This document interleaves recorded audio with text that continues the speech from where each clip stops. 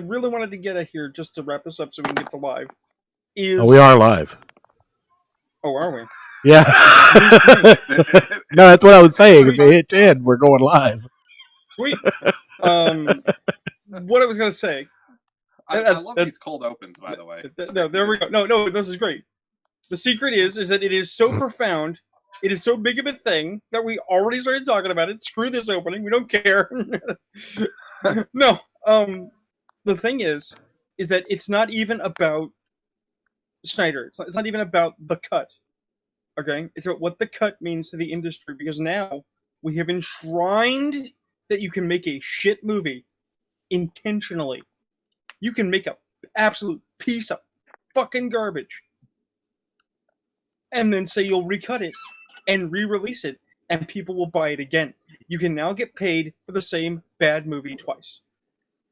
Well, see, that's been happening since the 90s when they started remaking Eddie Murphy, like the films that Eddie Murphy was in. Nutty Professor, I know, Dr. Dolittle. But now, instead of just remaking them, now we can recut them. We don't have to make a new movie. We can make the same movie. I mean, we've always had, like, director's cuts edition of right, stuff. but those were always presented as this is a special thing. Like, see, if you're a filmy, you just buy the director's cuts. I only buy director's cuts. No. I have the director's cut of Attack of the Killer Tomatoes from 1976. Sure, and if you're a goofball who loves B movies like me, you're the kind of person that buys it and goes, "Hey man, you want to see the director's cut of Attack of the Killer Tomatoes? It's just as bad." What I'm saying is that now they can do something terrible like Jupiter Ascending, right? And then they can do the Jupiter cut. And what is it? It's the same movie with not only no cuts, right? But when they made the movie originally, right, they specifically cut it badly to have scenes to put back in to make you buy it again. And it's probably not going to be better. Because it doesn't have to be better now. Better is not required. All that's required is acquiescing to the mob that demands do it again. Speaking of the mob, pretend you're upset and do it again. Speaking of the mob, so gay hobo Captain America, am I right?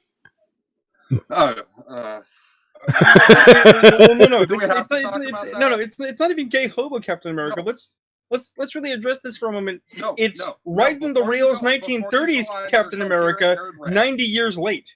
No, before you go on your coherent nerd rant, okay. This motherfucker is trying to play superhero and has tattoos visible on his arms showing who he is. How do you protect your goddamn secret identity like that?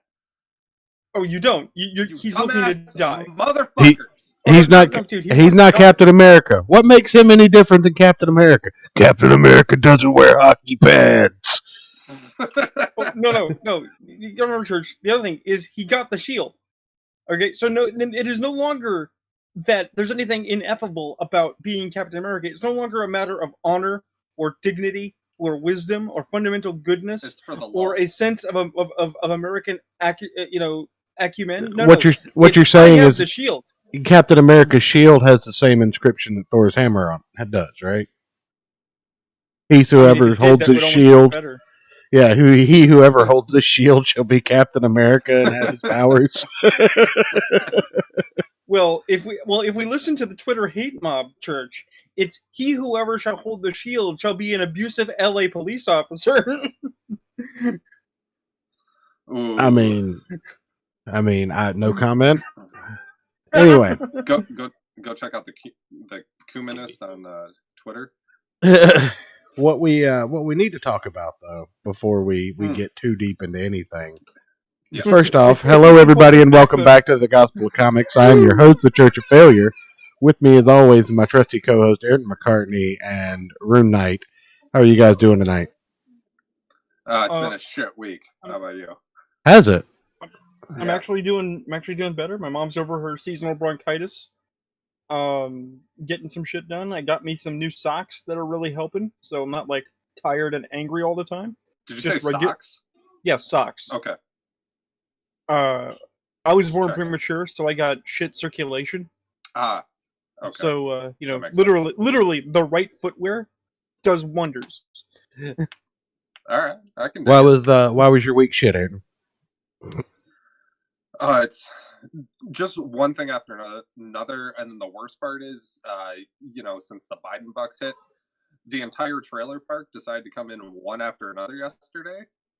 Oh yeah, all out of meth pipes. It was like and it was like a full moon without it being a full moon, and I mentally prepare. I put it on my calendar, like a reminder when the full moon's coming, so I can be mentally ready for that shit. Do you specifically require the full moon? Ayrton, are you a werewolf? No, his customer base are meth heads, and they always break their pipes on a full moon.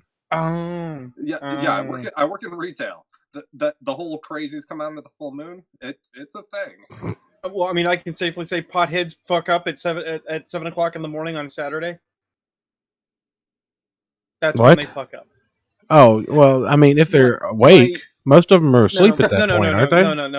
No. My previous housemates, for months, okay, without fail, would have screaming bitch fits. And when I say screaming bitch fits, I mean there's a difference between raising your voice, a yell, right, and that animal shriek of pain.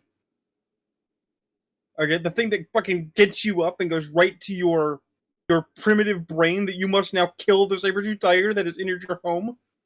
Okay? And it was almost always the same things. We're out of pot because the dumb broad didn't go get it.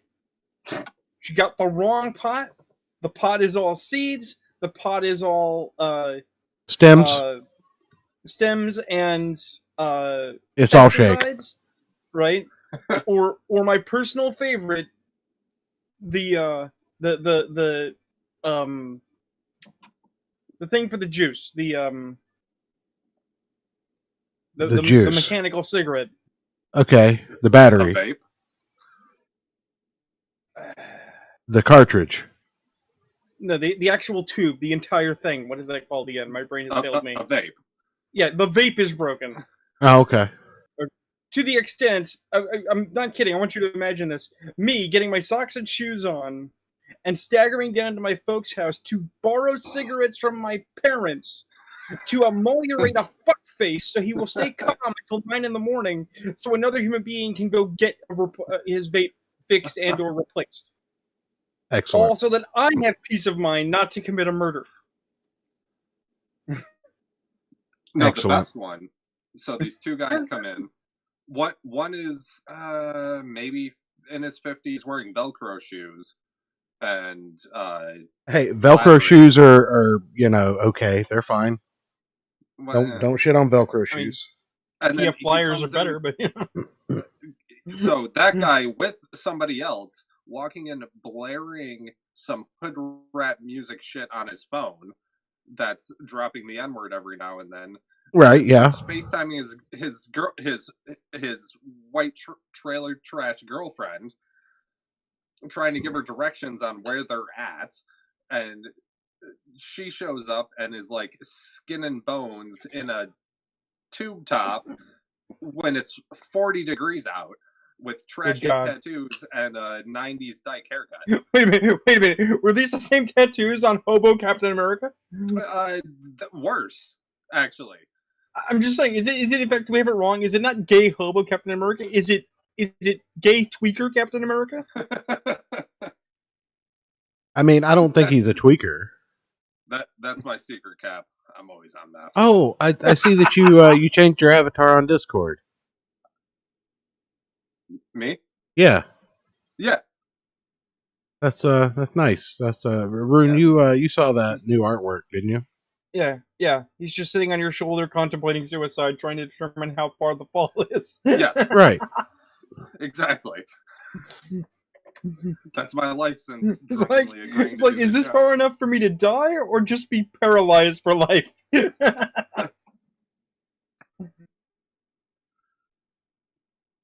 Anyways, after that rant, what are we starting with? Can we start with Bigfoot Bill and I can yell later? I mean, I figure somebody's going to end up yelling about Bigfoot Bill. I mean, do we have to yell about it? Is Bigfoot Bill bad? I mean, what? I don't know. Like, what did you? I didn't catch that. I'm saying, like, do we have to yell about Bigfoot Bill? Is Bigfoot Bill bad? No. I just figured one of you would yell about it. I actually rather enjoyed it. I enjoyed it too. It was batshit insane. Yeah. My main thing is, how does Doug TeNapel come up with all this stuff without the drugs? So we, of course, are talking. How do you know it's without drugs? I mean, I'm pretty sure Doug TeNapel doesn't do the drugs. He drinks the whiskey, but I'm pretty sure he doesn't do the drugs. Not anymore, at least. It's the same thing. I've started writing like ambient, like meditation music and putting it up on SoundCloud. Okay. And I was showing it to a coworker because she wanted to hear it, and she's like, "You're sure you don't do drugs?" I was like, "Yeah." Well, I mean, your friends do enough drugs to keep you afloat, so. Right. Exactly. And your coworkers, I'm sure. I mean, I'm sure you popped a drug test. I'm sure you popped a drug test on your coworkers. You'd have to fire at least 2 of them. All of them. I would be the only one who would not drop for anything. I mean, I have, as far as Bigfoot Bill goes, I have the most boring opinion, which is not for me, but not bad. Now, wasn't that your opinion about Monster MD and Shinobi Sasquatch? Also true. It's like you like this kind of specific brand of silly that just is not me, and that's okay. I was more interested in the story of Triton than I was in Bigfoot Bill himself. Yeah, Poseidon, than I was about Bigfoot Bill himself. Well, that's good news, because Bigfoot Bill 2 is, more Poseidon centric. I mean, I personally would like Poseidon to return and get his vengeance on, because there's a vengeance to be had. Yeah, well, you should buy Bigfoot Bill 2 and read that, because that's apparently what that's about. I have it. But no, we've had this book for a while, and I got my hands on a PDF of it for another campaign that I'm a part of, and I figured we should review it. Now, we're not going to flip through the pages because, I'm sharing the book and whatnot. There's plenty of ways to get your hands on Bigfoot Bill. It's available as a digital.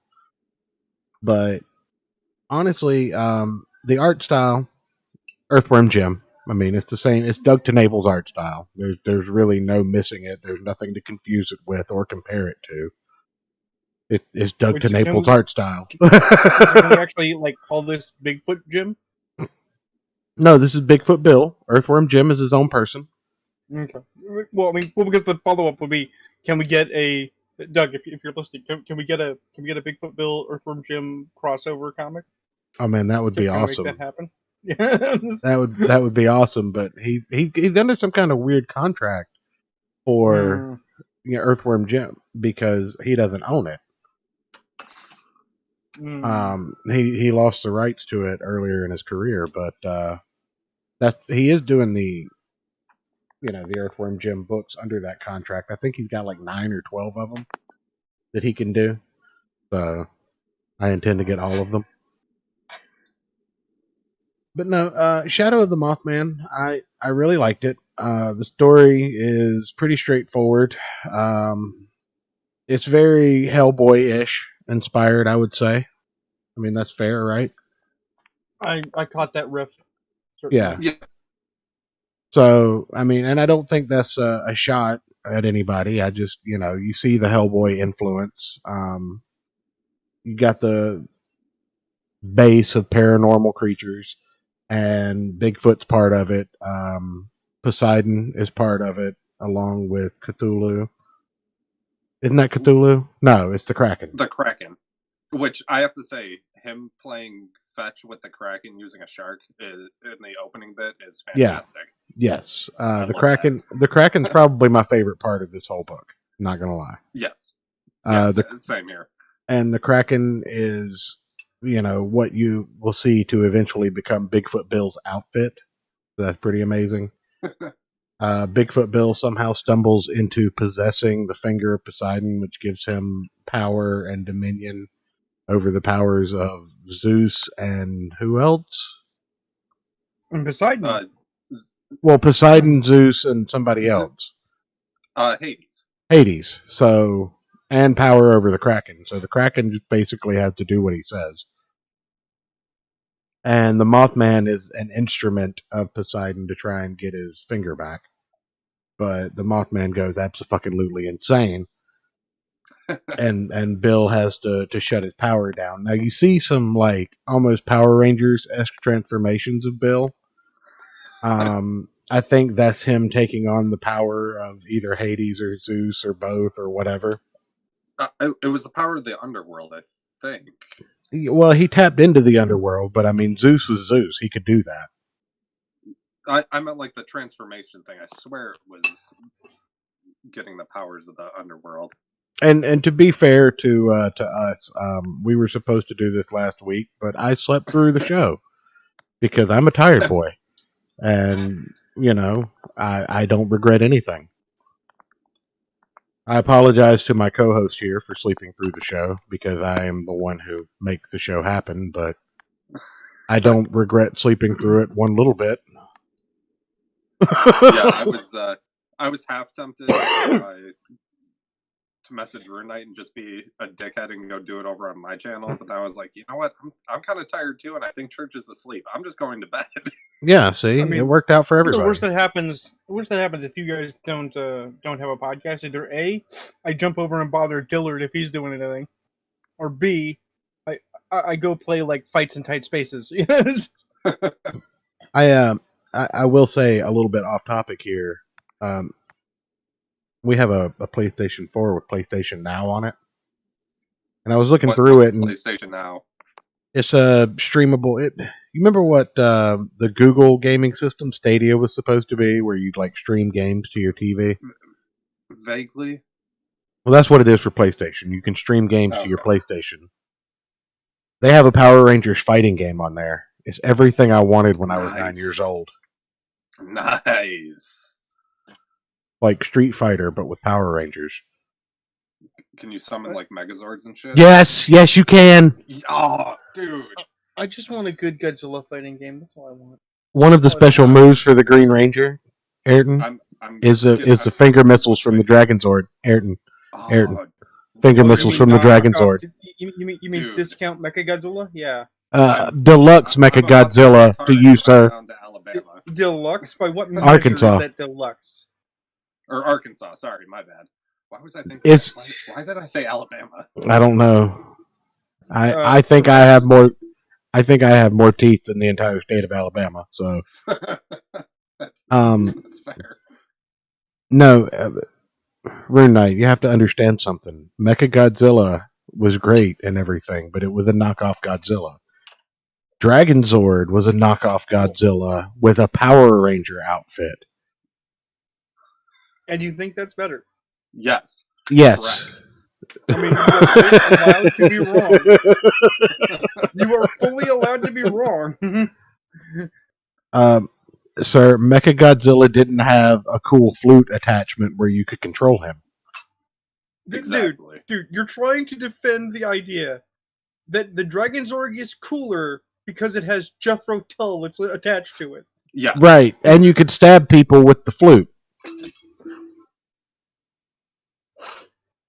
Have you ever stabbed somebody with a flute, RuneKnight? Has Jethro Tull ever stabbed anyone with a flute? Yes. Most likely. Wow, I want to... No, let's forget the show. Tell me the rock story. Jethro Tull stabbed somebody with a flute. This sounds way more interesting. You know what? You're not wrong. But anyway, the Power Rangers fighting game. But back to Bigfoot Bill. Yes.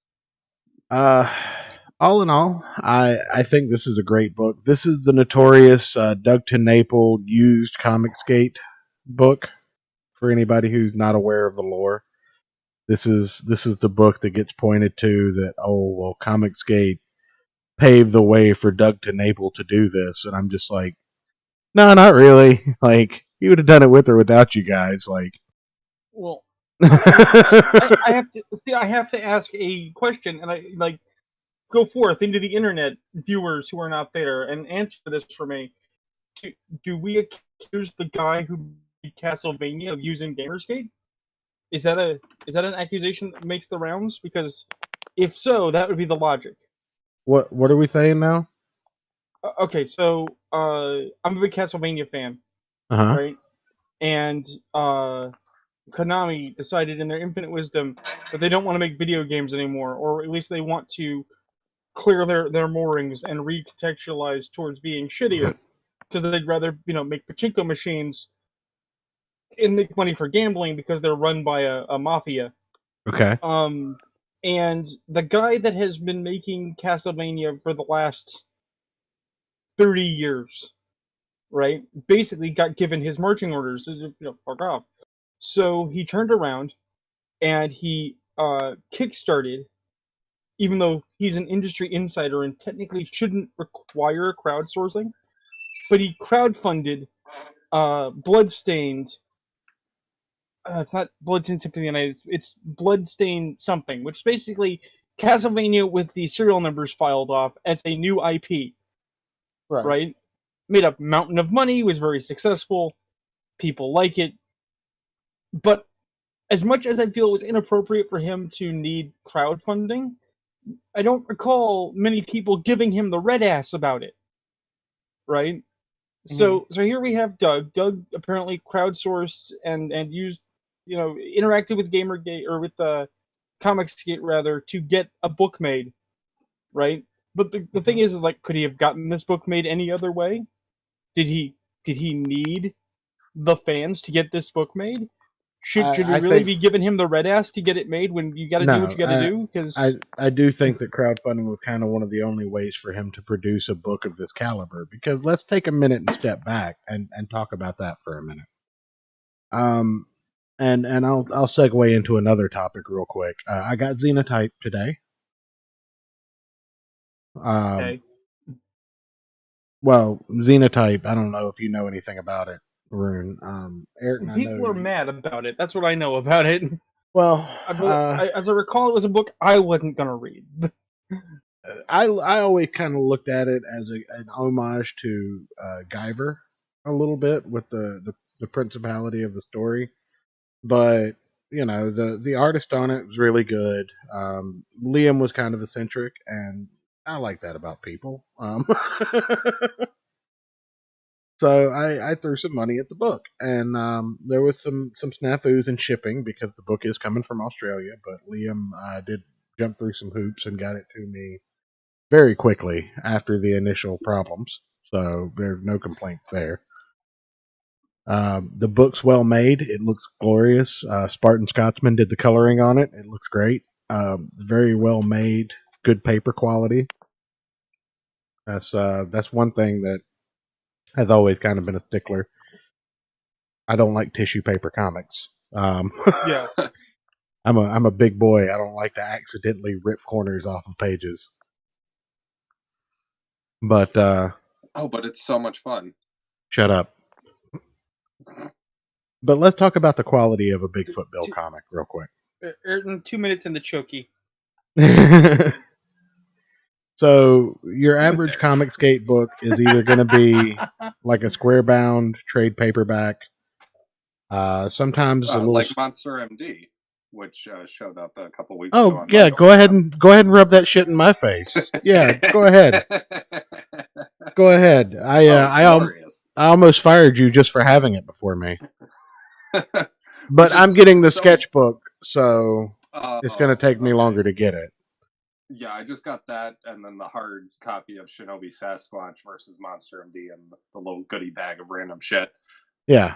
So tell me about the goodie bag of random shit. What's all in there? What am I looking forward to? Let me grab it. So we have a pin-up that says, "From the team that brought you Monster MD, Terror in the Trenches. Evil will know terror again in 2020." And it's like a Dracula with a skull and crossbones thing. And a cool little Monster MD pin, a patch, which is actually badass looking, by the way. Okay. And then like a trading card. Ooh. Which is Dr. Black with Fitz the Werewolf is at least the one I got. I don't know if it's the same one in all of them or if he randomized it. I don't remember. Okay. Probably the same trading card for everybody. Probably. Did you read the book yet, or are you waiting? I couldn't resist. I figured as much, you fucking traitor. How was it? I tried. It was like a couple days. I was like I opened it and I looked at I like flipped through it. I was like, Oh yeah, this it was looks over. really good. That's kind of like saying I'm not gonna have sex with this woman, then taking off her bra and just looking at her boobs. Yeah. He looked at it, but he didn't enjoy it a single minute of it. No, that's not Oh true. no, I loved every second of it. Yeah, I knew that's not true. And the Heidi backstory is great. Okay. All right. So I do have something to look forward to. Don't spoil it for me, but That's all I'm gonna say. all right. So anyway, Anyways, continue. yeah, most Comicsgate books you get are either going to be bound like a regular comic book with a staple, or they're 20 to 30 pages, or you get like a bigger book that's more like a trade paperback or a double edition with a square bound, end. And when you get a Doug TeNapel comic book, it is a hardbound, gold embossed, clear gel printed, like it is a bookshelf worthy book. These things are oversized. The covers, I believe, are like 13 by 10 or something like that. They're nice books. Yeah. Yeah. He goes all out. Yeah, they look really good on a shelf. And most of them, I think everything except Bigfoot Bill 1 has gold edging on the pages. The paper quality is always really nice. The inner covers are always really well done. I love gold. Try to contain yourself, man. Gold. It's difficult sometimes. Speaking of Power Rangers, gold. Talk about a terrible fucking movie. Read a Power Rangers comic book for a review. Oh man, yeah. Well, the new ones are actually okay. Are they? Yeah. Yeah, the War for the Grid was actually a really good storyline. Huh. There's an evil Tommy from an evil dimension that gets both the white and the green coin and merges them together somehow. As much as I do not give two shits about Power Rangers, I will freely admit that when Bat in the Sun, a small filmmaking house that does fan films, gets together with some of the guys who used to be Power Rangers, who are now like low-key actors in Hollywood, to do fan stuff about Power Rangers, they make it look believably awesome. So I don't mind that. Okay. No, you never see Bat in the Sun, they're great. Let's find an issue with the dragons art in it. Yeah. I had that toy when I was a kid. It was the coolest shit in the world. The batteries ran out like 4 hours after you put them in, though. Well, yeah. Because what does power efficiency matter in the 90s? I mean, it doesn't. You have a toy that takes batteries, and you get to play with it once a week. Words. What? I don't know what these words he says are. Power efficacy.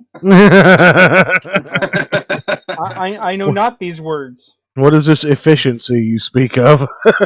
what brain? We're gonna run these 1.3 volt double A's at 2 volts, and hopefully it won't blow up in your child's face. But anyway, Bigfoot Bill 2 to close off the discussion of that. Overall review, great book, really fun to read, something you can share with your kids. The colors are beautiful. The artwork is Doug TeNapel art. Either you like it or you don't. And best thing of all is it's just a fun comic book, but there's more of it out there and more coming if you like it. So Bigfoot Bill 2 is already out. You can pick that up usually as an add-on in some of Doug's campaigns. Um, it kind of alternates with Earthworm Jim. Every year you kind of get one of each book, I think has been his going rate. So hopefully it'll continue for a while and there'll be Which a is, nice little... an actual good, workflow versus Yeah. other people. Yeah, I mean, some books were promised in 2019 and they're just, almost 2 years late at this point. Some books were promised in 2019 and were just completely canceled and now are coming out again. I'm not naming any names, but maybe Rob Liefeld. But no, I just... I'm sorry, that one was promised in 2011. My bad. I don't I don't necessarily agree with everything Doug T gets up to on Twitter, but the man puts out a great comic book, and as long as he puts them out, I'm going to buy them because they look great on my shelf. It's something that I can share with my kids, and it's a reliable product. If Doug says he's going to deliver a book, he delivers a book. Yeah, I'm going to say same things along those lines. It's an insane book. Oh yeah, absolutely. And I think that's what I like the most about it is you just kind of have to kind of like Umbrella Academy. You just kind of have to jump in and accept the existence of this world. There's no there's no that prelude to kind of ease you into the insanity. You just kind of get thrown into it, right? And I love that. In a comic book, you just get thrown in and you have to accept it. There's no explanations to anything. You just go. You just grab the ball and run with it. And I love that in a book like this that's just over the top and just really weird and goofy. Rune, final thoughts? I mean, what to say that Ayrton didn't just say? For people that like it, it is goofy fun. It is delightfully offbeat. It has good art for the story style that it's telling, and if you're a reader, if you like deeper storytelling, while it's still sort of light, it does have that mythic world building that you expect of a Hellboy or a Magnolia style work. Yeah, but still approachable. Yeah. It's not dense. It's not and it's also not like Hellboy or Earthworm Jim in a sense where you have to know anything going into it. Yeah. There's no expectation of you knowing this character or what this character is about going into it. It holds your hand for the first couple of pages and eases you into it. And there's no weird cryptozoological penises. No, not a single one. I mean, unless you just count the Kraken, because he's kind of a dick. Well, yeah. Are you saying we should totally crack out Cryptozoologic Man? I'm thinking we should make Ayrton read Gold Diggers. And just make him just super uncomfortable. Okay, I just by choice watched the Snyder Cut. Do we have to? I mean, that depends on your review of the Snyder Cut, which will be up in just a few minutes. So that was kind of what the receivables this week, what we got in recently. I also picked up Earthworm Jim 2, and that recently shipped. I got my new carburetor. Oh, yeah, that came in this week. You're still working on that fossil, huh? Yes. Good. Earthworm Jim 2 came with 2 bonus comics, a preview of Bigfoot 3. Nice. Called Born Twice, and this the cover is just a big unicorn character who escaped with Bill in this book. Hey, Church, you are fading in and out. I mean, if they're taking you up in the UFO, I understand, but you might want to deal with that. No, I was turned around talking. Ah, okay. Yeah, and the second book is They Called Him Evil for Evil the Cat in the Earthworm Jim storyline. So right out of the box, you get 2 bonus comic books.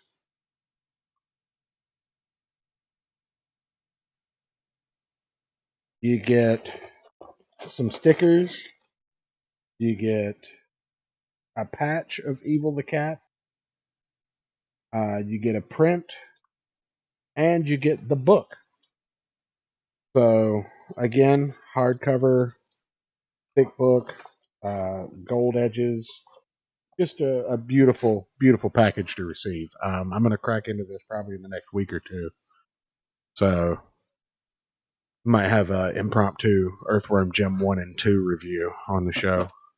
But I guess since Ayrton has willingly watched the Snyder Cut, now we got into this show with a cold open of RuneKnight discussing his feelings. Hold on. I need to preface this. Okay. I couldn't sleep last night, and I was browsing around some of the websites that I consume content on, and Porno. saw that it was on there. You saw it on Pornhub. So, yes, and so I said, "Fuck it, I'll give it a go." Okay. So is this the porn parody of the Snyder Cut, or is this the actual Snyder Cut? We need to be clear about that.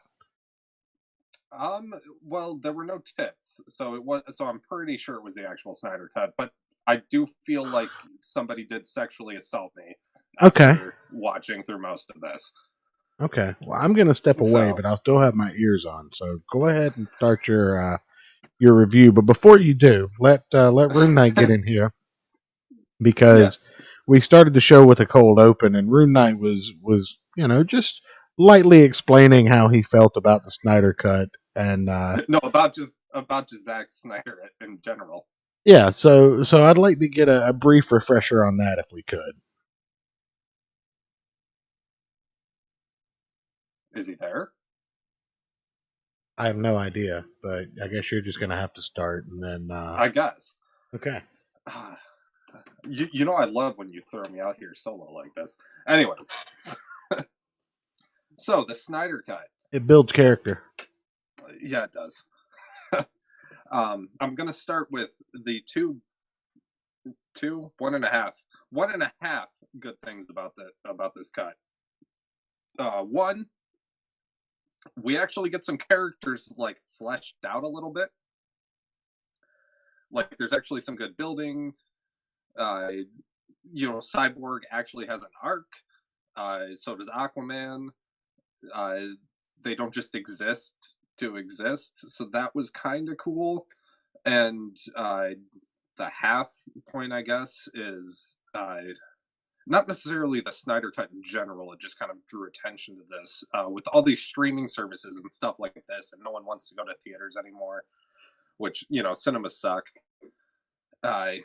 We can have these longer, drawn out, like writer director sort of visions for these big, quote unquote, epic films, more so, because someone's more apt to watch a 4-hour overstuffed monstrosity, over a couple days with a streaming service than go sit in a theater for 4 hours and fall asleep and then get pissed off because you wasted all the money on that.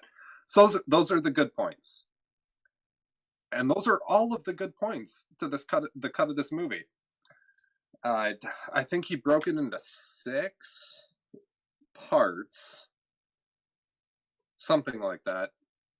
But let's see, each part's about 45 minutes, and focuses on a different character leading up to the finale that we know of. And really, the story's exactly the same as the Whedon cut, just with more shit added to it, and worse CGI, and worse dialogue. I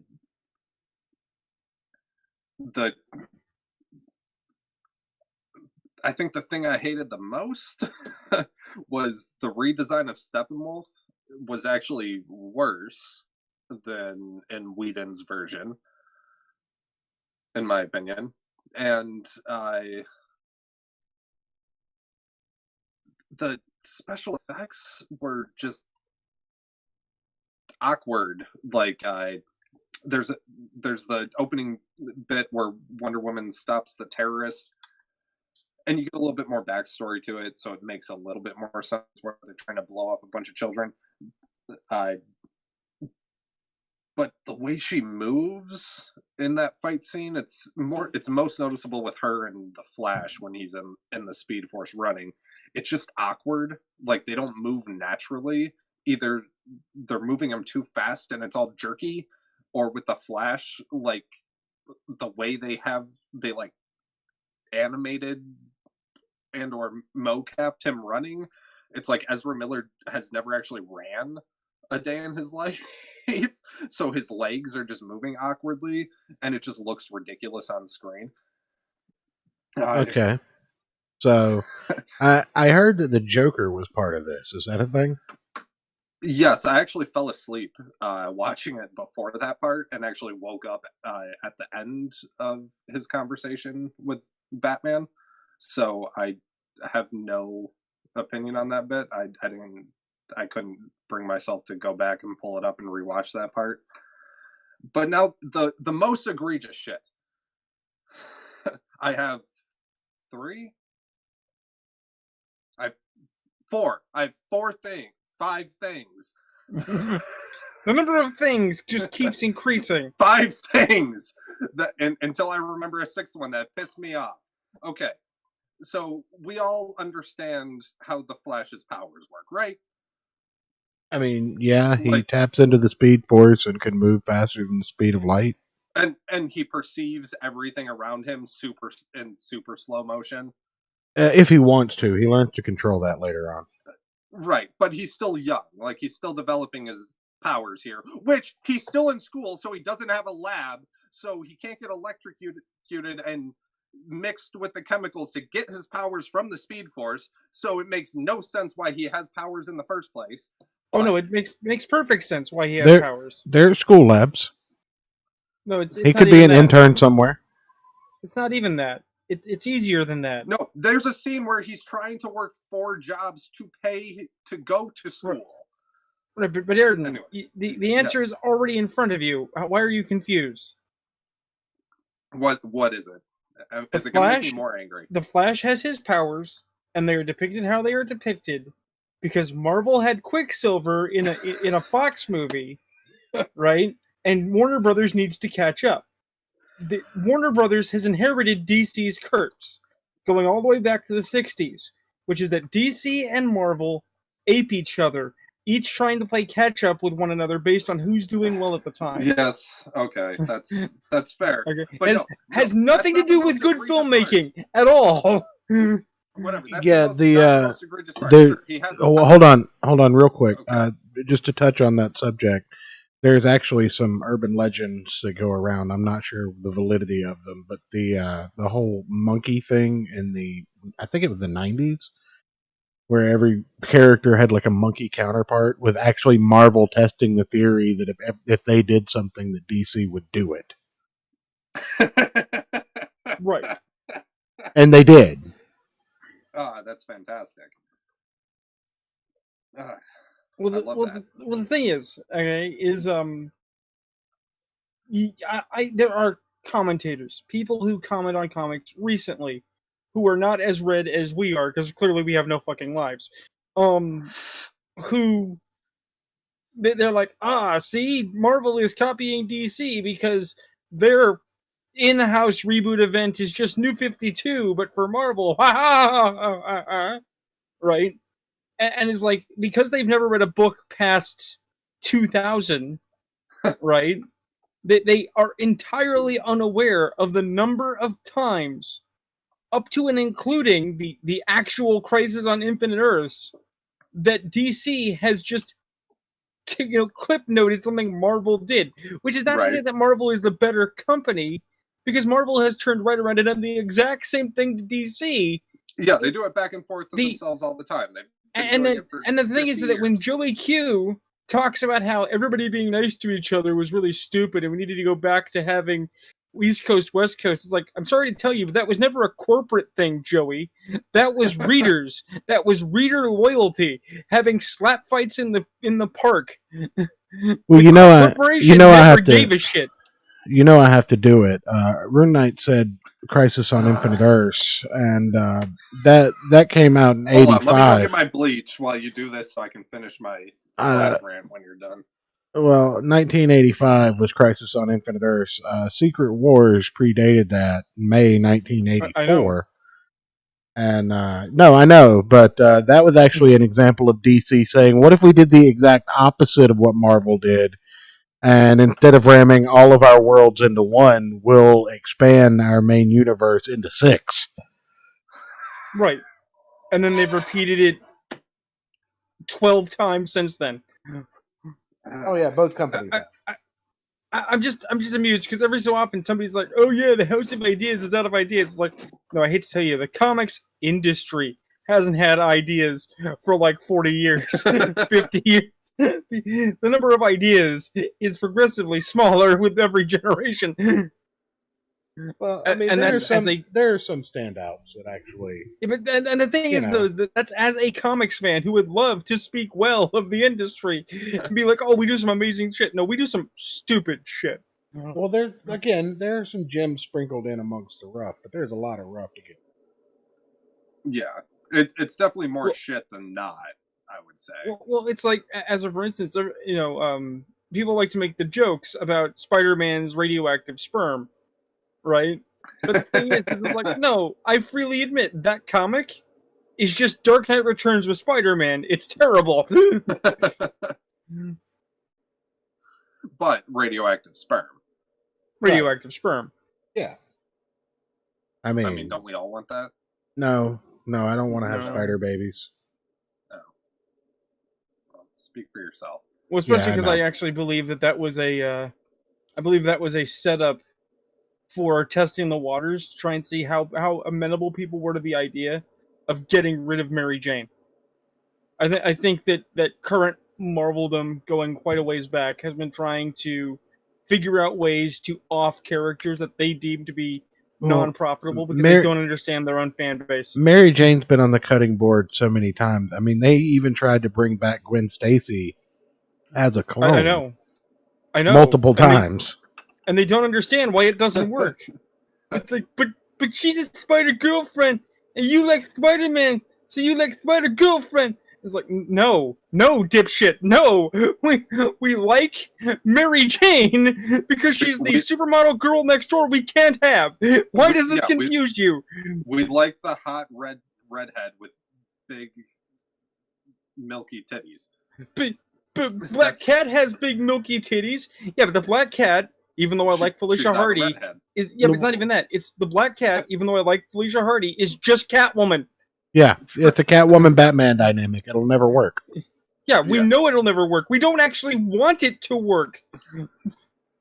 And that's the part that confuses them. It's like, well, why wouldn't you want it to work? It's like, because we like the fact it doesn't, asshole. And it adds more depth to Peter Parker if he has like a wife and or girlfriend who's just normal. Well, right? that's also a TV problem that fills you with anger. I mean, just side ramble. Did you ever notice how in TV you can never have a happy relationship? Of course not. Right. Ever. Yeah. Right. Not unless you're not unless you're on like a television family show. Right. But this all hinges on this idea that it's like, well, we need to have people have drama. It's like, okay, but do you understand that by having a female character that is never supportive of a male character in any way, shape, or form, that you say entirely different, entirely unpleasant things about that character? Does that ever occur to any of you? Of course not. Well, the thing is, like, Spider-Man is a character who it works because Peter Parker is one of those characters that, with certain exceptions, has always protected his secret identity. And having a normal, run-of-the-mill, everyday girlfriend who's, I mean, she's a supermodel, but she's just a normie. She's not another superhero. She's Lois Lane in this dynamic. Yeah. And it gives Spider-Man that reason to protect his secret identity and not be a Tony Stark. Well, it's also pertinent, in my opinion, because she is what Aunt May isn't. See, Aunt May has to be out of the loop in order to be the moral bar, right? But in order to stay sane, Peter Parker needs anyone that he can just be like, hey, can I tell you about some crazy shit that happened today? Because I'm getting attacked by dudes with electrical gauntlets that fry people to a crisp, but I don't know how to handle that. Right. And that's the thing, is that Mary Jane is, as you say, she is the sounding board of reason that he can talk about crazy superhero stuff with, because he can't talk to it about with his aunt. Because he just can't. And I honestly, that's one thing that I like about Miles Morales more than I like about Peter, is that he has just a close friend in Ned that he talks about that shit with. Ned Leeds? Yeah, I think so. Okay, when is he going to get turned into the Hobgoblin, by the way? I have no idea. I just know the storyline from the video games and the Ultimate Comics. Yeah, like I said, when's he going to get turned into the Hobgoblin? Right. I get where you're going. This is my problem with the Ultimates line, in matter of point. Because if you read 616, Ned Leeds, who was a white guy and not a chubby Asian kid, got fooled by the Foreigner and was turned into a stand-in for the Hobgoblin until he got fucking killed. You know, there's some serious storytelling there that's getting kicked to the wayside, so we can have very special stories about Spider-Man and his buddy Ned Leeds. Well, still, I'm just saying that I like that it's not a girlfriend like Mary Jane. I like that Miles is his own character. Oh yeah, no, I will credit that.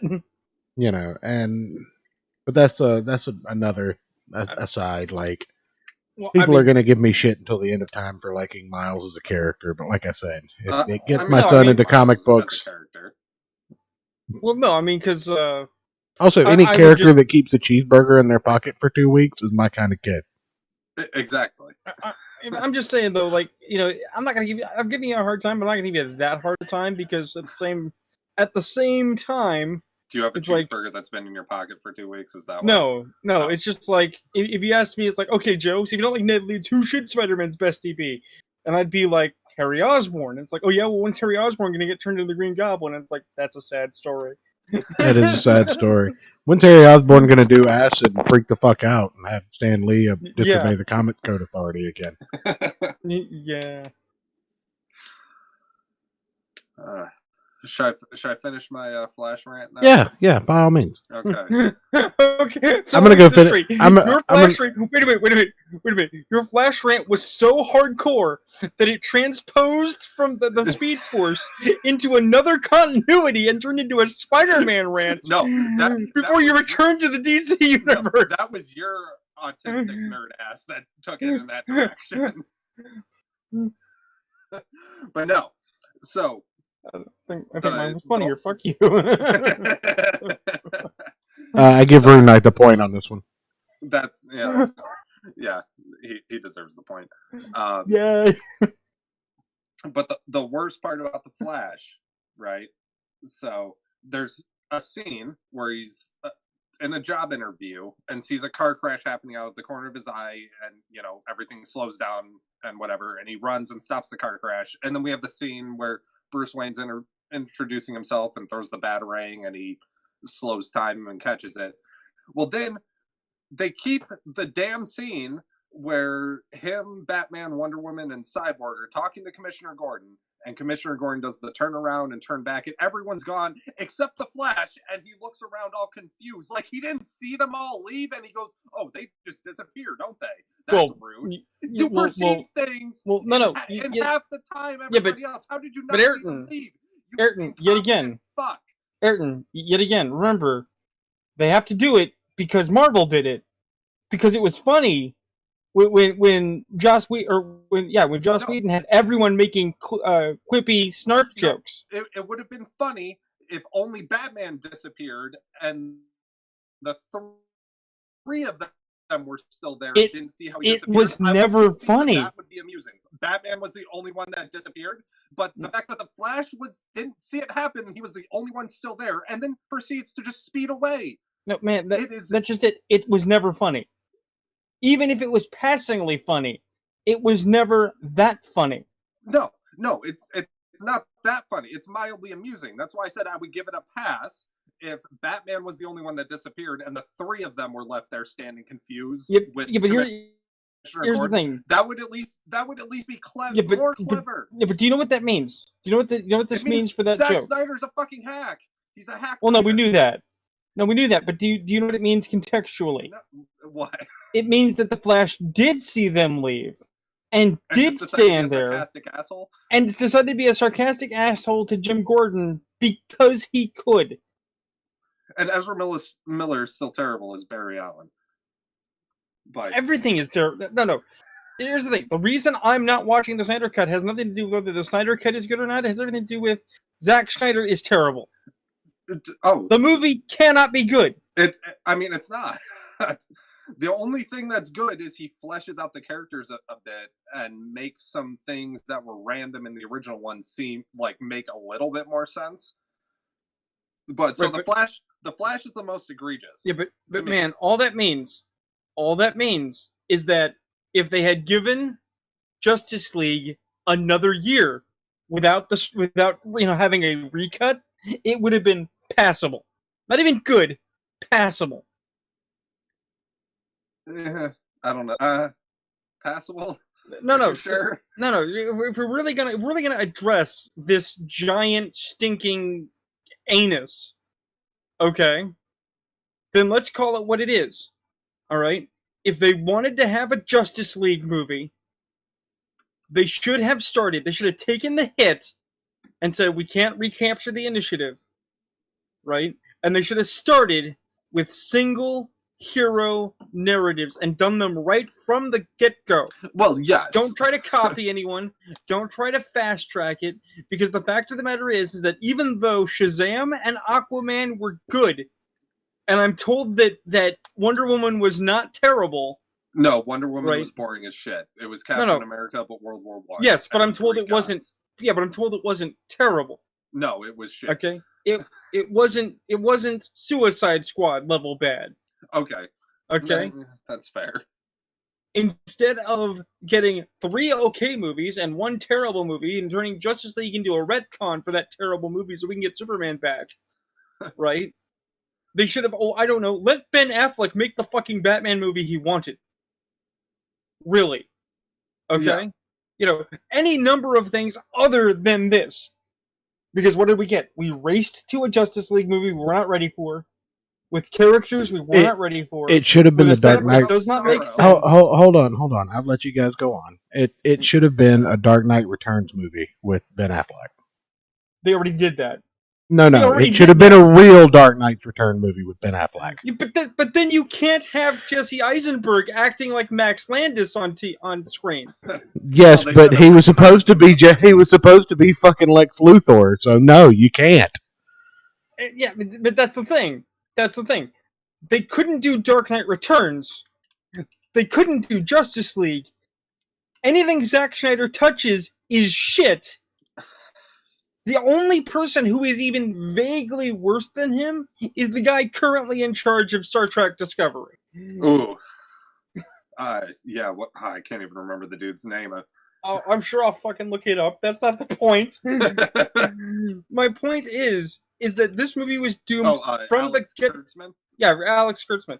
Yeah. But the thing is that this movie was doomed from the get-go, and then to go, we gave it an extra year after the aftermarket, out of Zack Snyder's own pocket to make it okay, and it was still bad. Of course it was bad. It was bad from formula. It could never have been good.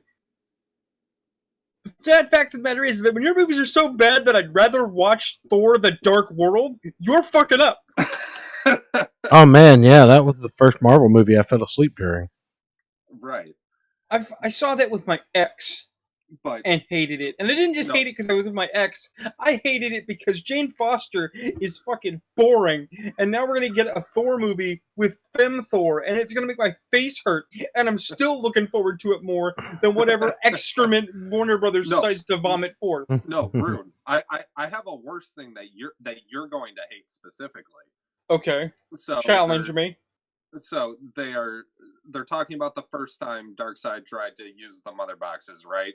And they specifically say 5,000 years ago. All right. Okay. 5,000 years. Right. And they show the Amazons, the Atlanteans, Okay. one Green Lantern, which I'll get to, because that's one of my other issues. And then some vaguely Northern European looking fucks who are wearing armor, clothing, and using weapons from the early Dark Ages, like the 4th century Dark Ages, 5,000 years ago. Yep. I'll let you do the math on that one. Oh, I don't have to. Well, real quick. This is still comic books, guys. Let's not. Yeah, no, that's why I don't have to do the math, because I know that they looked at a book at some point, and they saw the visuals and said, okay, we'll just do whatever. Okay, and if they just want to accidentally endorse creationism and suggest that the world is only 6,000 years old, more power to them. Well, look, everybody knows the world is at least 6,500 years old.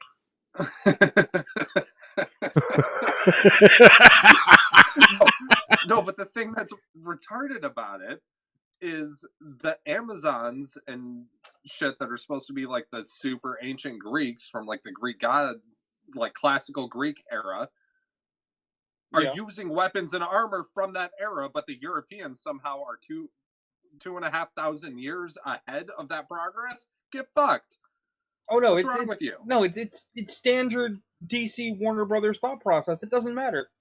They don't give a shit about fidelity. Because if they did, they wouldn't be. May I just interject real quick and say that the Amazonians intentionally cut themselves off from civilization, and the Atlanteans were cut off from civilization by a catastrophe.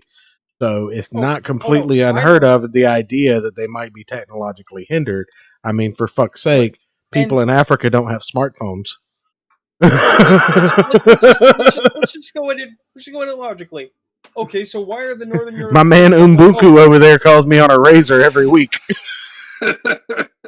Look, man, there's a reason the professor could make a phone with two coconuts. They can do My man Umbuku has an exclamation point in his name. But seriously though, we know why the Northern Europeans are using equipment that's several thousand years ahead. It's because Vandal Savage can't die. Correct.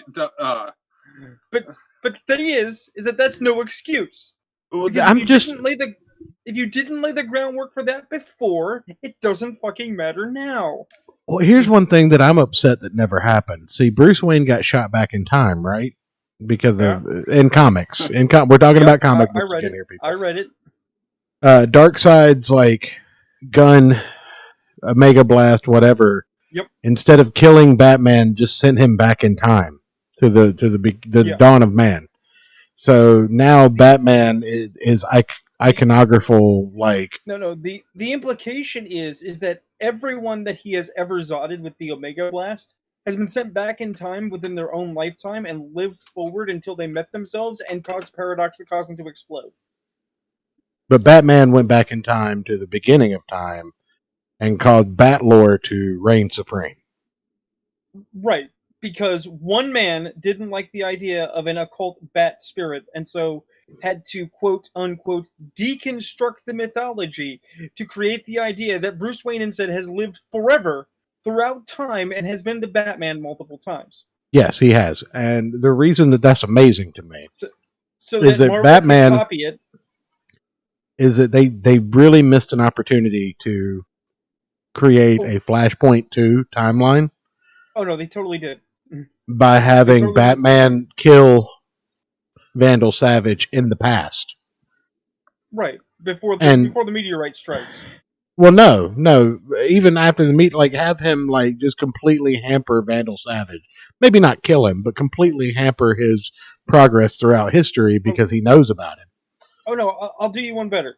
You want to talk about missed opportunities? Please. Bruce Wayne meets a desolate doctor in the middle of a high desert, has a quiet conversation with him to tell him to make the world a better place, and that doctor travels to a far distant temple and becomes Ra's al Ghul. I thought you were going to say Dr. Manhattan. No, it's Ra's al Ghul. Ra's al Ghul was a scientist during the Islamic Golden Age right? Who discovered immortality by accident. Mhm. It's very easy to have Batman be the one that put him on that path without knowing it and making his own worst enemy. That would have been genius. But no, we can't do those sorts of things.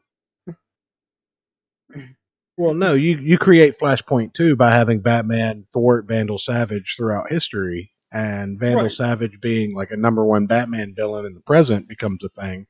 But also certain things start to undo themselves in the present, like any like society that Vandal Savage was a part of just never existed or was not as effective because they didn't have his backing. Right. To say nothing of the fact that Vandal Savage is his own undermining element. For modernity, he couldn't have his liver removed and he had fucking cancer. And he was a goddamn cannibal. And still is. Well, yeah. Alright? Let me address this in a weird way. There's an anime that I have some friends that they're fans of. It's really bad. It's badly made. It's an American anime. I'll let people figure out what it is by context clues. But the big villain is immortal.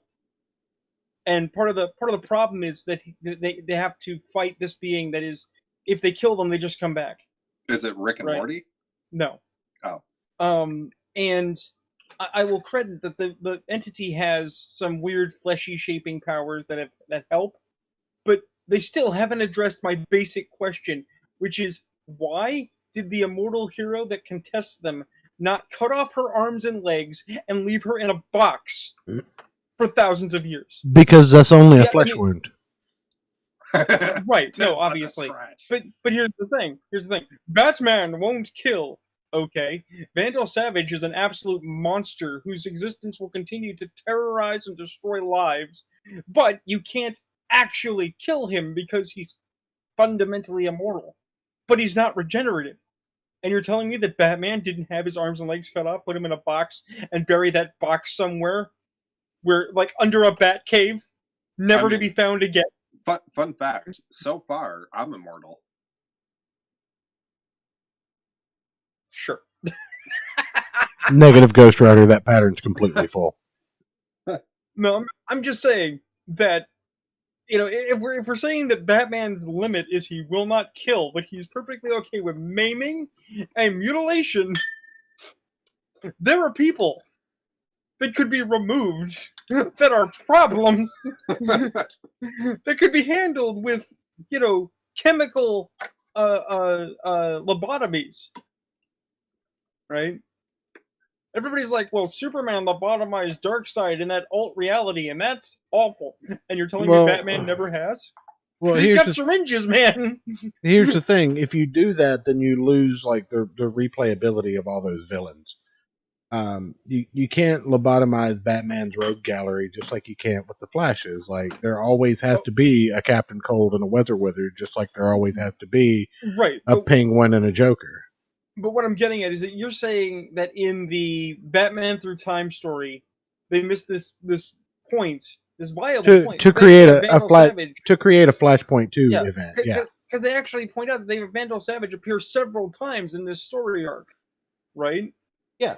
Well, okay, Bruce Wayne is a civilized modern man.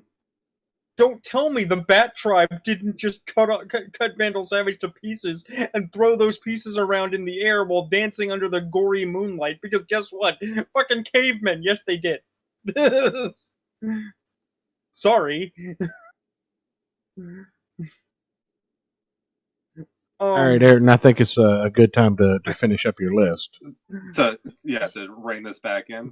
Is there more? Oh, my God. There's more. Okay. He's only on point 2. So of 6, okay. So 5, maybe 6. I thought of another one. So the Green Lantern in there, which anybody who's listened to the show for a bit knows is like mine and Church's like favorite DC, absolute favorite DC hero, character, or hero, I guess. Is the most incompetent Green Lantern I've ever seen. Wait, it's not Abin Sur? No, it's 5,000 years ago, Church. I don't know how long Abin Sur's wraith lives to be. alien. Yeah, but he time. dies. He's flying around slowly, vaguely blasting green beams at people, and gets his head cut off by Darkseid with an axe sword thing. Well, 5,000 years ago, what flies away? Well, 5,000 years ago, what kind of fucking, like, patrol did Earth need? Like, it could have been the Barney Fife of police on the Green Lantern Force patrolling 616. He was the goddamn Barney Fife of the Green Lantern. Let's be clear. Let's be clear. In DC's universe, Earth is still the Barney Fife of patrol. Well, no, because they've recognized the need with the increased amount of supervillain activity for 4 Green Lanterns in this sector, as well as 1 Alpha Lantern. However, back in 5,000 years ago, I can imagine the Earth sector probably needed no more than the Barney Fife of the Green Lantern Corps. I'm just saying. I have watched enough. All he did was shoot green energy blasts at parademons and shit. He didn't even make like a giant ball and capture. Was Green Lantern even mentioned in the Whedon version? There was a Green Lantern in one scene that like made a hammer construct and like smashed some parademons and fucked off. Look, so Whedon gets the point at this rate, right? Look. Yes. You have 3 points here because he made a construct. This Green Lantern just fired energy beams out of his ring. Look, you have 3 sub-points about this. 1, I have seen and read enough Green Lantern material to know that it is always the way that the Lanterns forget how powerful they are until a story requires them to remember it. Okay? And it doesn't stick. That actually is not the case with Kyle Rayner, Guy Gardner, or like post-90s Hal Jordan. That remind people. No, they're the characters that remind people. Okay, but the I'll give you that. Always forget. And John Jones was the last one, just so nobody thinks I'm a racist. Or not John Jones, John Stewart. John Stewart. Which I'm going to get to John Jones. Sorry. The second thing is that the people making these movies don't understand what the Green Lanterns can actually do. The very notion powers are infinite confuses the shit out of them. Okay? Because they look at Marvel and they see Doc Strange and they think, okay, so Sorcerer Supreme, what's that? The answer is Doc Strange can do anything. The reason Doc Strange doesn't do anything is because Doc Strange has to contend with other cosmic powers that are just as strong as he is. Not only that, but I mean, Marvel magic operates on the idea that all magic has a cost, and you don't do anything because you can't pay any price. But that brings us back to Green Lantern. Green Lantern is will. As long as you have the will, anything you can imagine, anything is entirely possible. The Green Lantern could defeat Darkseid by himself if he believed he could. And people don't put that together. Right. And then the third point is that they have to marginalize the amount of Green Lantern they have because Ryan Reynolds made a bad movie. And it's not even Ryan Reynolds' fault. Let me play devil's advocate real quick, just for normal sake. The lore behind Green Lanterns find humans exceptional Green Lanterns even though they're troublemakers. For the simple fact that humans have that kind of wherewithal to be able to look at an obstacle that is completely impossible to overcome and be like, I'm gonna whoop that motherfucker's ass. Right. Whereas most of the alien races in the galaxy at the time of Darkseid's appearance in the 2814 sector, most of the races in the galaxy were probably shit their pants terrified of Darkseid. So, yeah. I mean, you got to have that caveat that alien being probably didn't have the willpower to think that it could beat Darkseid single-handedly. Because it had probably seen He went up against Darkseid single-handedly, though. He probably had the brass to do it, but he probably didn't have the willpower to believe that he would win. Well, then that's kind of what it takes to be a Green Lantern. Even if you die, you have the brass to do it. Here's the thing. It's still stupid. Here's the thing, because we have to make a single construct.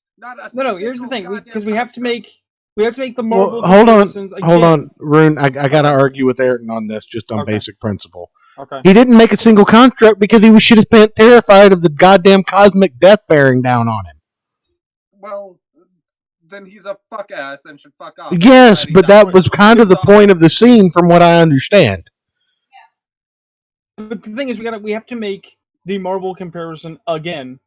Okay, they tell us Captain Marvel's important. They play up how important she's gonna be. She's going to be super important because she shows up at the beginning of Infinity Gauntlet. Oh man, here we go. Then she's not there until the end of the movie, and shows up to what? Destroy a UFO that anyone could have destroyed? To get punched once and be deflected right out of the movie to hold Thanos' hand so he can't snap for 5 seconds so that Tony Stark can. She's not important. She's not powerful. Okay, well, let's look at this in Green Lantern terms. This is not the end of the movie. This is the beginning of the movie. Real quick, right? When I'm feeling a bit down, I pull up just that 5-second clip of Thanos punching her, and bitch slapping her right out of the movie. Make you feel better, yeah. It makes me feel so much better. But here's the thing. Thanos has the strongest pimp hand in the galaxy. So we're not at the end of Amen. Amen, brother. So we're not. Tell it from the roof, brother. But no, seriously though, we're not at the end of the Snyder Cut. We're at the beginning of the Snyder Cut, right? We have to justify how horrifyingly powerful Darkseid is, right? And it's like, okay, we'll have Green Lantern fight him. What's Green Lantern gonna do? I don't know, throw some blast or some shit, and then get plinked like a fly.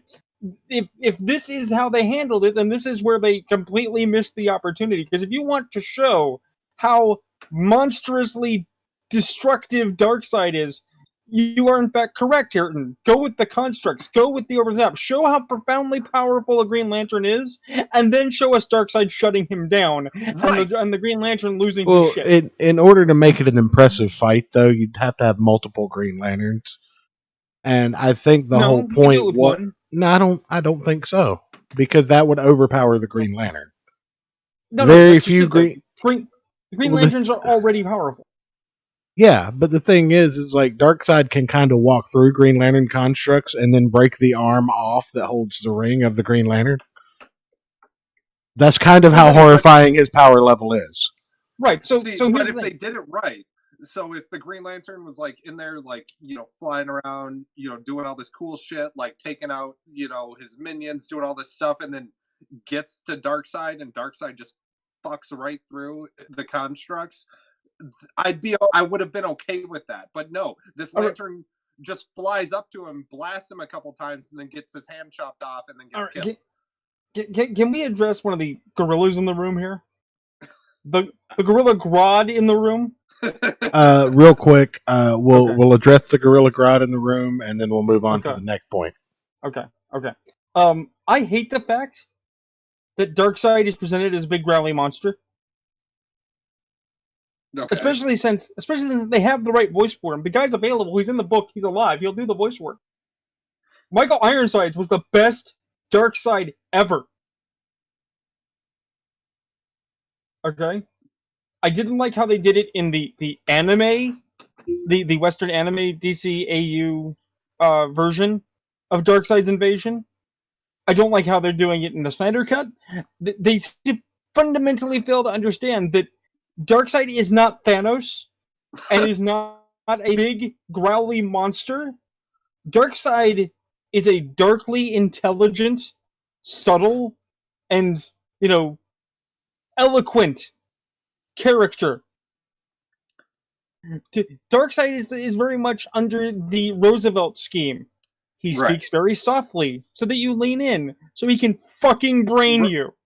Darkseid is the Bill Clinton of giant evil meta beings in the galaxy. What, you mean getting blowjobs and then getting fired? Because I don't think that's Darkseid's thing. Correction, Slick Willie was never fired. He was impeached, but he continued to be president. Got him. But anyway, all right, look, if that's 0.5, what is 0.4, Ayrton? Get it underway. 0.4. Because I assume this is a countdown to the worst. Yes. No. I started with the... That was 0.3. Okay. Yeah, I don't even know where I'm at. So Zeus's design is horrible. He looks like a reject from RuPaul's drag show. They couldn't just get Liam Neeson on speed dial? No, it's some weird CGI. It's like the 300 CGI, but worse. Oh God! Like Of the course. person who made this CGI model, it was like his first day in the office. He sneezed on the panel and just left it. Yes, yeah, essentially. So there's that. That's terrible.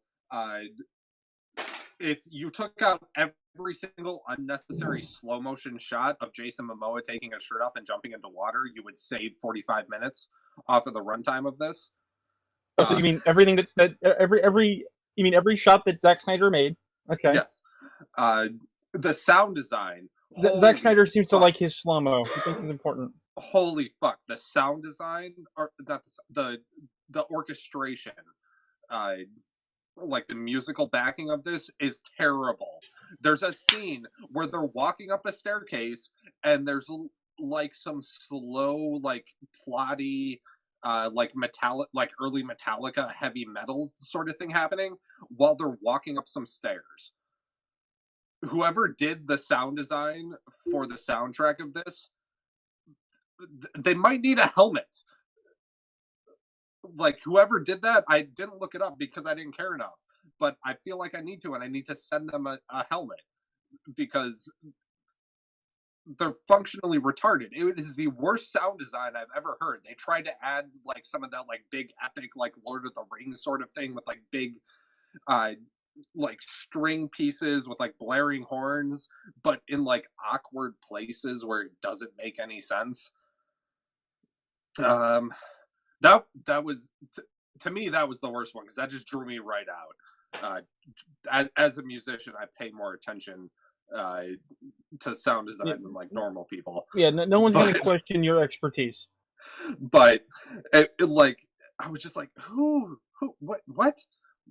Why are you playing heavy metal music walking upstairs? I mean, sure, like when I was in high school, I would have like, you know, heavy metal music in my ears and feel cool while I was walking around and maybe going up a staircase, but it doesn't look good on a screen, you dumb fucks. Let's see, what was the other one? I went through that. Oh, Steppenwolf. Okay. Right. Yet again, Bruce Timm beat you to it. He looks way better in Timverse. Okay, so they fleshed out Steppenwolf as a character and gave him motivation in this. Like Darkseid's pissed off at him, so he's trying to like conquer so many planets to like win back favor with Darkseid. Isn't that just Caliban's plot? Yes. That's besides the point. They at least gave him some characterization, not just that he's an asshole. But it's the CGI. He looked better in the Whedon cut, and he looked like a PS2 villain, like final boss. He looked better in that than in this. He has this weird silver armor shit that looks like they drew on the screen with like one of those silver like sparkly Sharpies, you know, that like flaps around and shit. And then they changed I'm pretty sure they got a different voice actor to like redo a bunch of lines for it, and they did all this weird modulation to the voice that I could only understand like every third word that came out of his mouth. It was awful. It was so bad. They made him all like gravelly. Like he kind of talks like this, like Darkseid. So he's like trying to be Christian Bale, but he's not Christian Bale, so you can't understand him. But it wasn't somebody doing a voice like that. To me, it sounded like they recorded just like somebody that's been smoking non-filter cigarettes for 45 years. I've been smoking Pall Mall unfiltered since they came out. I'm Batman. Yes. And so, like I said, I started watching this because I couldn't sleep last night. I fell asleep before it got to the, like, as they were loading in that, like, the flying, the bat plane thing or whatever the fuck, before the Batwing battle. The wing with the bats. So I fall asleep. Look. Hold on. I wake back up and I hear a weird voice, and I kind of like, you know, I'm sorry I broke into your house. and it's Jared Leto doing his Joker shit, and I only heard like a couple lines of it, and then it cuts to hold on, it cuts to Zack Snyder sitting there, lubing up his fist and ramming violently the Martian Manhunter right up our ass, which he did previously in the movie, making Martha Kent go talk to Lois Lane and then turn out to be Martian Manhunter. But the fucker doesn't do anything else in the whole movie. He knows that Steppenwolf and Darkseid is this huge fucking threat, and Martian Manhunter is probably the second most powerful in the Justice League from Superman, and Superman's still dead at this point, and the dude just fucks off and walks away. He doesn't help out. He doesn't do a goddamn thing. He shakes Batman's hand and says like, "Hey, yeah, I was here the whole fucking time, and I didn't decide to help you at all because I'm a fucking asshole." Yeah, that sounds about right. Yeah. And there you go. There is Justice League, the Snyder cut. The Ayrton cut of the Snyder cut. You sound a little mad. It was so bad. How long have people been going on like #release the Snyder cut? Fuck off, you assholes. I'd rather watch the Whedon cut because it was a third of the length. No. You know what we want to watch, Ayrton? You know what we should gather together and watch? We should watch the Roger Corman Fantastic Four. It's a better movie. We should. Let's do it right now. Now, Ayrton turned me on to a movie that I can't say on stream that we should watch. I mean, does it involve titties? No. No, the opposite. Penises. Is it Orgasmo? I mean, No, it's gay. Here, it's gay I'll N-words from DM outer it to you. space. That sounds offensive. It is. It sounds wonderful. It offended me. Because I will send it to you. Like, I thought it was just a meme, but it's a real thing. Me too.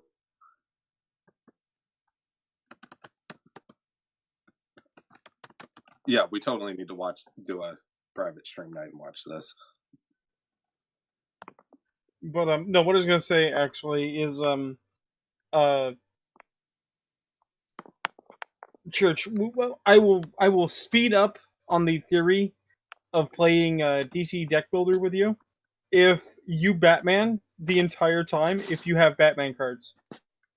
I'll specifically pick Batman as my character. Exactly.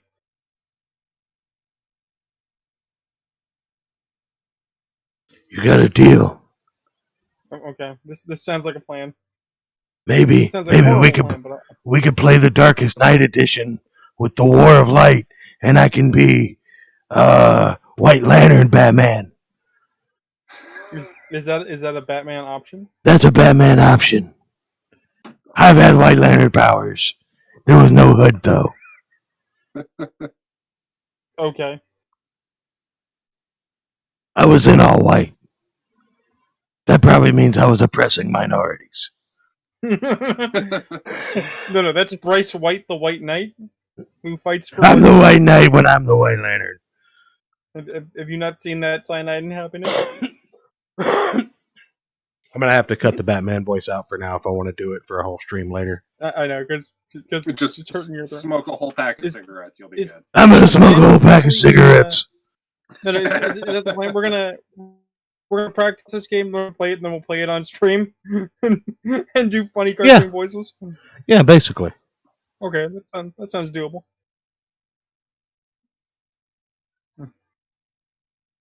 That's just for you, Church. That they're Bryce White, the White Knight. I can't wait. Yo, man. I'm going to eat and ate the mushrooms and do this.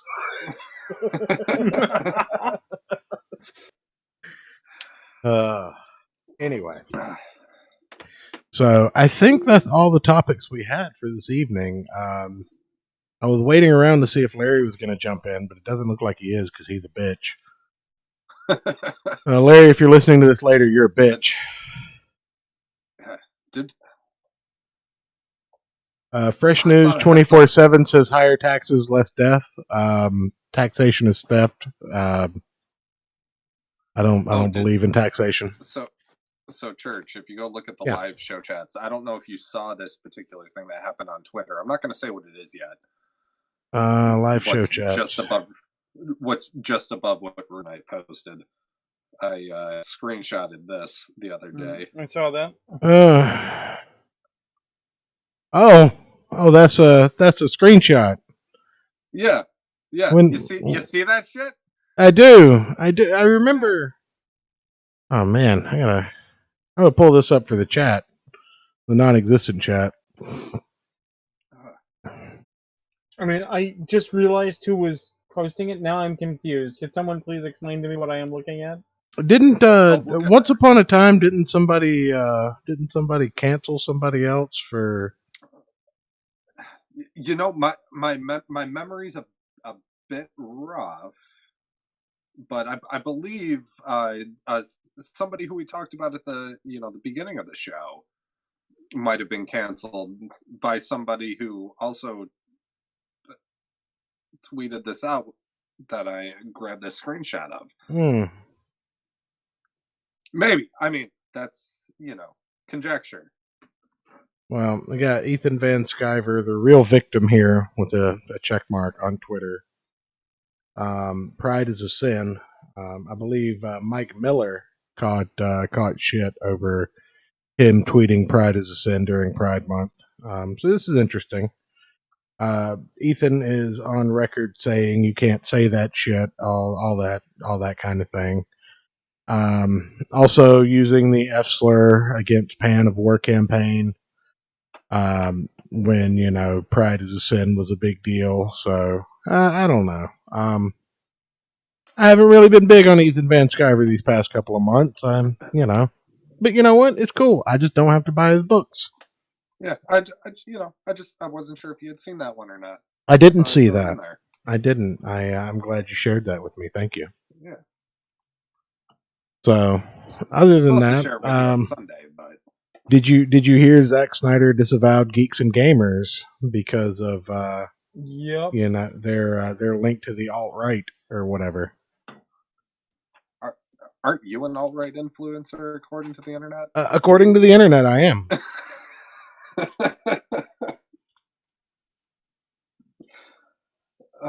I'm not a White Lantern. I don't have a hood. I'm the Dark Knight. I'm the hero. I'm the hero Toad Suck needs, but not the one it deserves. Are you saying you're a bigger, blacker knight? I'm the biggest, blackest knight. Huge. Does anybody else see a great concept for a parody there, or just me? Just you. Okay. Anyway, so yeah, I think that's all of our topics. I appreciate you guys. You guys have anything else you want to touch on before we get out of here? I actually have something I want to plug that will be coming out. Is it your butthole? Yes. I'll give the two of you the lowdown when we get off the air here. Okay. But, all right. Just be on the lookout over on my channel, Ayrton McCartney. The weather's starting to break here, and I have some video. I have an interesting video planned that I think will be highly entertaining. It's your new music show called Ayrton McCartney's Music Hole. No, it actually has nothing to do with music, but I think it's going to be quite amusing. Is it going to be women on Is it going to be women in bikinis jumping on trampolines? Hopefully, it'll end with that. Okay, but we'll see. That'll get you subscribers. It will. Anyway, Rune, any final thoughts? I actually have it's not a plug. It's just some fun news that I'm super jazzy about. Do it. Say it. Okay, so Dillard and I have been get to it. Hurry up. Goobing about the buckler for a while, back and forth. And I was like, Dillard, I got this great idea. And he's like, okay, cool. So he's like, can you do an ash can? I'm like, sure, I'll do an ash can. So I wrote an Ashcan script and I handed it off to him. He's like, I expected a full story out of this 10 pages. I'm like, well, I really didn't have 10 pages, or I didn't really have room to tell the whole story in 10 pages. Like, we'll talk about it. But he apparently really liked it. He likes this Ashcan, and once it goes to the editorial process, it may in fact appear in a future Buckler release, like as a B story. So yay! I'm doing it. I'm in a thing, maybe, kinda. Yeah. Woo! Which is jazzy. More on that to come, obviously. Yeah, I'm hoping that it is a firm thing towards like more work in the future. That more Comics Gate aligned or campaign aligned individuals who are all like looking for writers or qualitative story construction will be like, hey, Joe, you want a bit of scratch? It's like, yes. Well, you guys, that would be nice. Thank you. you guys all know that we have a close friend in comic creation, and one Don Chin. Comics are totally awesome, and I'm totally awesome. Oh, sorry, that shouldn't have been playing. We know that April Fool's Day is coming up, right? Okay. April the 1st. You know what? You know what also is going to happen on April the 1st. Not offhand. Oh well, you get the launch of Beardzzerker. That is a parody press comic by Don Chin and Bill Mouse. And colors by Catmouth, lettered by Keith Gleason. 32 pages, full color, 6 amazing variant covers. Ethan Van Sciver's Rainbow the Brute versus Beardzzerker by Preston Acevedo. Kanan White and Matt Yackley, Beardzzerker versus the Murder Hornet Horde. Shy Beardzzerker versus the Ninjas by Bill Mouse and Matt Yackley. Dax Martians, the Mighty Beardzzerker, Jack Kirby homage. Beardzzerker box office movie poster homage by Thad Rhodes. U.S. Assassin Beardzzerker by wraparound cover by Mike McCann and Matt Yackley. Other book contributors include Stefani Renee and Jim O'Reilly. And I'll be posting a link to the campaign preview and the promo video in the show notes. We'll be having Don on during the 30-day run, which will go live on April the 1st, Thursday. Fuck yeah! So I've got the preview here. I'll put a link in live show chats for you guys. You want to watch along? Let me know when you got it pulled up. Is that it? Come on. Come on. Nearly there. And this will be how we close out the show. So if you have anything to say before we start this, go ahead and say it now. Good night, everybody. Excellent. Rune, anything? Go back your favorite indie comic. That's nice. That's nice of you, Rune. Anyway, here we go. I hate all of you people. Comics are totally awesome. And I'm totally awesome too.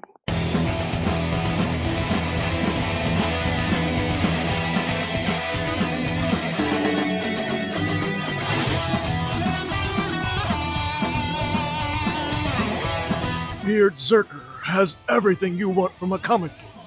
It's got great drawings, colors, great story. It's got great action, has a little romance, and it's about something.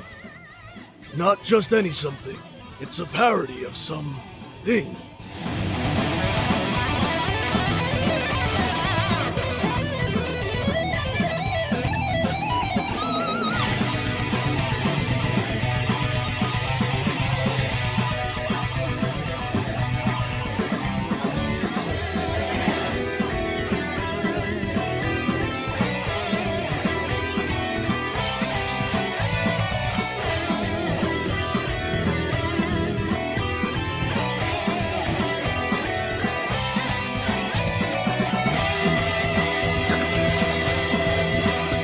I was like, well, I used to collect and I love comic books.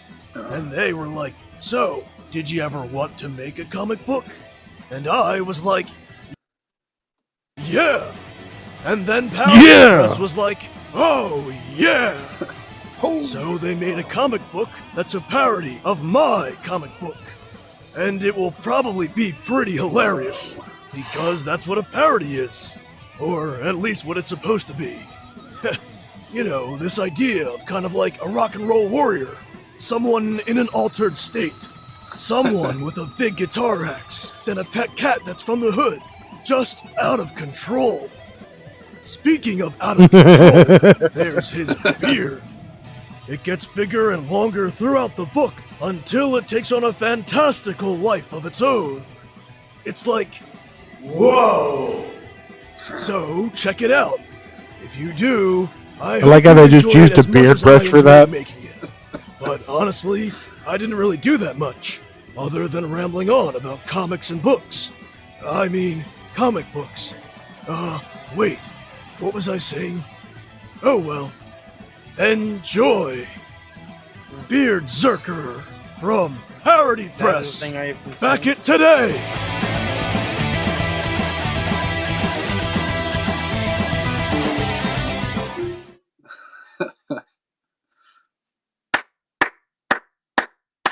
I'm not upset by that. Don has the best commercials for his books. He does. What do you think, Rune? I mean, it's hard to tell if it was just having a fun commercial or if they have a specific add-on about Keanu Reeves making a book. I don't think it's a mad-on. I just think that it's what Parody Press is known for. Mm-hmm. We take books that are fairly popular and we spoof them. I mean, the fact of Keanu Reeves making a book is silly in itself. So, I mean, this is the world we live in now. right. So why not? Just it makes sense to me. Well, I mean, Sylvester Stallone with the True. Yeah, the book that he did with your boy Zach, which is also a ridiculous concept. Oh, hey, your boy Zach, I want to make a comic book. Oh yeah, I need to go 9 rounds. You see, hey, Adrian.